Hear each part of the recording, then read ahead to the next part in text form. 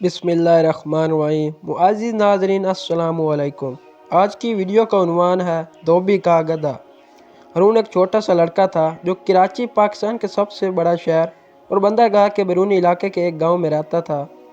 ہارون اپنے گاؤں کے چھوٹے سے پرائمری اسکول میں پڑھنے جایا کرتا تھا جو کہ اس کے گھر سے کوئی 1 میل کے فاصلے پر تھا۔ اس کی جماعت کا کمرہ بہت کشادہ تھا جس میں پٹسن کی بنی ہوئی بہت لمبی لمبی چٹائیاں فرش پر لمبی اور سیدھی قطاروں میں بچھی ہوتی تھی۔ بچے ان چٹائیوں پر تختہ سیاہ اور استاد کی طرح منہ کر کے بیٹھتے تھے۔ بچوں کے لیے کوئی میز اور کرسیاں نہیں تھی، صرف ایک ڈیسک کمرے میں سب کے سامنے کی طرف تھا جو کہ صرف استاد کے استعمال میں تھا۔ وہاں ایک طرف ایک الماری بھی تھی جس میں بچوں کی کاپیاں اور کتابیں وغیرہ رکھی ہوئی ہوتی تھی۔ ان چند چیزوں کے علاوہ اس کمرے میں کوئی فرنیچر نہیں تھا۔ ان دنوں میں گاؤں کے چھوٹے اسکولوں میں عام طور پر یہی طریقہ ہوتا تھا۔ ہارون ایک اچھا لڑکا تھا جو کہ اپنے بڑے بزرگوں اور اپنے والدین اپنے استادہ کی عزت کیا کرتا تھا۔ وہ روزانہ صبح سویرے اٹھتا تاکہ وقت پر تیار ہو کر ناشتہ کرے اور پھر وہ گھر سے نکل کر کھیتوں کے درمیان سے گزرتا ہوا لمبا سفر طے کر کے اسکول میں وقت سے پہلے پہنچ جائے۔ وہ بہت محنت کرتا اور ہمیشہ اپنا اسکول کا کام ختم کرتا۔ وہ ہمیشہ اپنے والدین کی اس نصیحت پر عمل کرتا، آج کا کام کبھی کل پر مت چھوڑو۔ اسکول میں تفریح کے وقت ہارون اپنے دوستوں کے ساتھ کھیل کے میدان میں کبڈی کھیلا کرتا تھا۔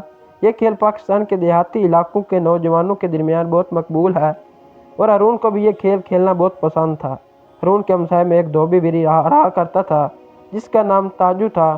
تاجو کے پاس ایک مریل سا گدھا تھا جس پر سوار ہو کر وہ ہر ہفتے قریب کے قصبے میں جاتا اور وہاں کے لوگوں سے میلے کپڑے کی گٹھڑیاں جمع کر کے لاتا۔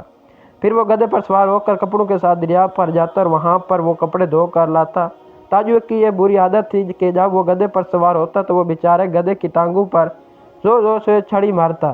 تب وہ گدھا ایک بھیانک سی آواز نکالتا اور ساتھ ہی تاجو اپنے اور بھاری گٹھڑیوں کا بوجھ بھی اس پر لادے ہوئے ہوتا۔ پھر وہ شام کو وہ گدھے پر سوار دھلے کپڑوں کی گٹھڑیوں کا بوجھ بھی اس پر لادے ہوئے اس کی ٹانگوں پر چھڑی مارتا اور واپس آتا۔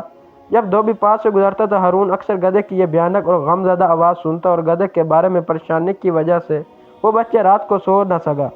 دوسرے دن صبح کے وقت بھی اسکول جاتے اور ہارون دھوبی کو گدھے پر دھلے کپڑوں کے ساتھ سوار شہر کی طرف جاتے ہوئے دیکھتا جو ہمیشہ کی طرح گدھے کو لمبی چھڑی کے ساتھ پیٹتا جاتا تھا۔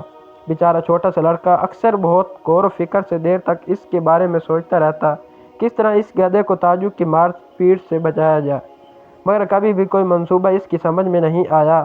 یہ سب کچھ عرصے تک جاری رہا۔ گدھا کمزور اور بوڑھا ہو گیا، تاجو بھی اپنے گدھے کی طرح بوڑھا اور کمزور ہو گیا۔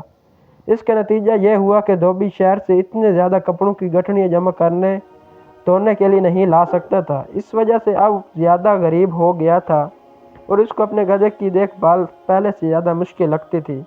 اب تاجو نے گدھے کو تازہ سبز گھاس کی بجائے بچہ کچا کھانا دینا شروع کر دیا، لیکن اس گدھے کو پیٹنے کی عادت نہیں بدلی۔ پھر ایسا اتفاق ہوا کہ ہارون نے اپنے پرائمری اسکول کے فائنل امتحان میں اپنی جماعت میں سب سے زیادہ نمبر حاصل کر کے پاس کر لیا۔ ہیڈ ماسٹر صاحب نے اس کے سرٹیفکیٹ کے ساتھ ایک خاص انعام بھی دیا۔ ہارون گاؤں بھر میں بہت مشہور ہو گیا۔ اس کے والدین انتہائی خوش ہوئے اور اپنے بیٹے کی کامیابی پر ناز کرنے لگے۔ اس کی محنت اور کامیابی کی خوشی مناتے ہوئے ہارون کے والدین نے اس سے وعدہ کیا کہ اسے اس کی مرضی کی جو چیز بھی وہ پسند کرے گا اسے وہی تحفے میں خرید کر دیں گے۔ اسی رات کو جب وہ چھوٹا سا لڑکا اپنے کمرے میں سونے کے لیے گیا، اس کے کمرے کی کھڑکی کھلی تھی اور اسے اس بیچارے گدھے کی غمزدہ آواز تھوڑے فاصلے سے سنائی دے رہی تھی۔ ہارون نے اسی وقت فیصلہ کر لیا کہ وہ اپنے والد سے تاجو کا گدھا خریدنے کے لیے کہے گا۔ اسے یقین تھا کہ اس کے ابا جان اس سے تعاون کریں گے، مگر اسے ڈر تھا کہ بوڑھا تاجو شاید نہ مانے۔ دوسرے دن جب ہارون نے درخواست کی کہ وہ تاجو کا گدھا خرید سکتا ہے تو اس کے والد اس کی غیر متوقع درخواست پر بہت حیران ہوئے۔ انہوں نے کہا، بیٹے، تاجو کے گدھے میں کیا خاص بات ہے؟ تم کوئی دوسرا جانور بھی پال سکتے ہو۔ لیکن ہارون نے کہا، نہیں ابا جان، میں تاجو کا گدھا ہی حاصل کرنا بہتر سمجھتا ہوں۔ تب اس چھوٹے سے لڑکے نے اپنے والد کے سامنے تمام کہانی بیان کی، کس طرح تاجو اپنے گدھے کو ایک لمبی چھڑی سے مارتا ہے اور کس طرح وہ اپنے گدھے سے کپڑوں کی بھاری گٹھڑیاں اٹھواتا ہے اور اسے کھانے کے لیے تازہ گھاس کی بجائے بچہ کچا کھانا اس کے آگے ڈال دیتا ہے۔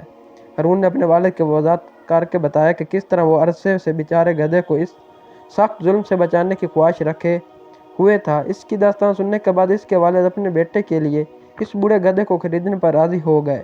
اس طرح دوسرے روز صبح ہارون اور اس کے والد تاجو سے ملنے گئے اور انہوں نے دھوبی سے پوچھا کہ اس کا گدھا خرید سکتے ہیں۔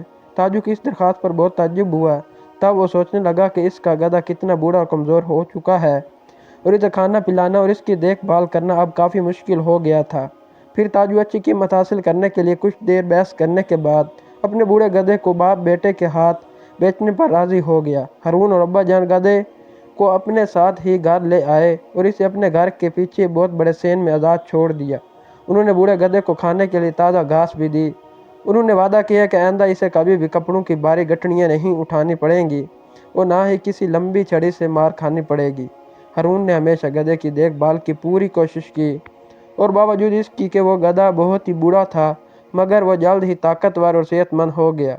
وہ چھوٹا سا لڑکا بہت خوش تھا کیونکہ وہ یہ دیکھ سکتا تھا کہ گدھا اپنے نئے گھر میں کتنا خوش تھا اور اب ہارون کو کبھی بھی اس کی وہ انتہائی غم زدہ آواز نہیں سننا پڑے گی، کبھی نہیں۔ ایسی مزید ویڈیو دیکھنے کے لیے ہمارے چینل کو سبسکرائب کریں۔